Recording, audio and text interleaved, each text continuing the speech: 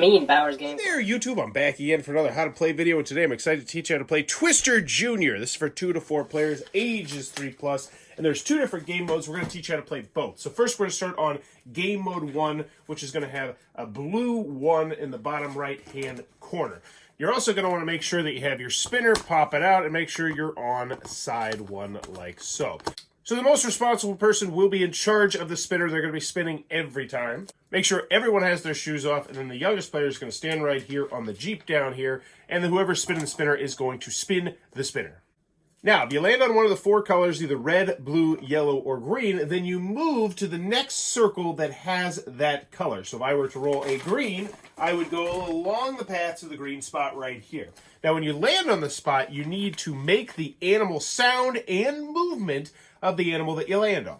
So be sure at the beginning of the game to go over all 4 different animal sounds: giraffe, monkey, lion, and elephant.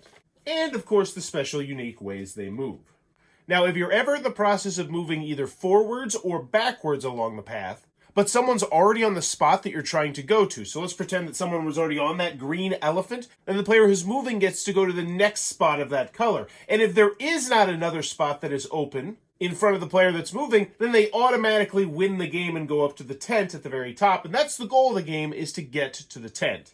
But now let's talk about the 4 purple spots on the board that might come up. First, we have -1 space. That means whoever's turn it is going to go backwards 1 space. And once again, if your spot is blocked, then you go forward to the next space of that color. Switch spot will have you switching spots with whoever you'd like to, and you have to switch spots if that's what comes up on your turn.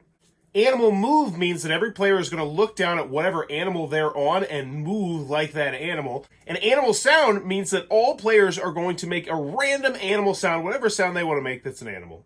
But the first player to reach the end of the path where the tenant is going to win the game. But now we're going to talk about side 2. So we pop the spinner off, flip the board over. Likewise, you're going to flip this playmat over to level 2, which once again, look in the bottom right-hand corner. Make sure everyone has their shoes off. And now you're going to once again choose someone to be the all-time spinner.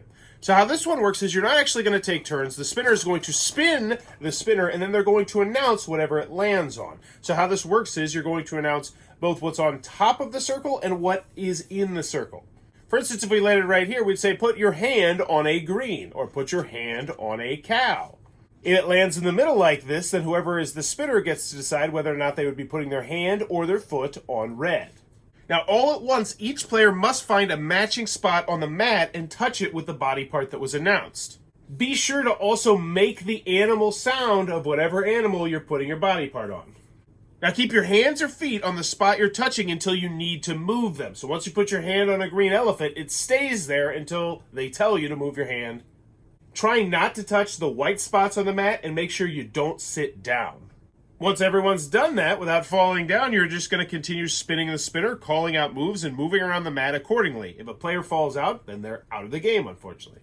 Now, if a player ever falls down, then they are immediately out of the game, and you're just going to keep continuing to spin the spinner, announcing whatever move you're making, until there's only 1 player left on the mat, at which point they'll be the winner of Twister Junior version 2. Now, there's also some special rules for both version 1 and version 2 that will make it slightly more complex so it can grow with your kid. But I'll let you explore that on your own. That was Twister Junior. If this helped you out, please consider giving it a thumbs up. Also consider subscribing, as I teach new games all the time. Or consider supporting the Patreon, as it helps me out a lot. But go have some fun, and thanks for your time, YouTube. This video is brought to you by all of my amazing Patreon supporters, and I would love it if you would join their ranks and have your name immortalized in the end of many of my videos for the end of time. But consider for only $1 a month, and as always, thanks for stopping by.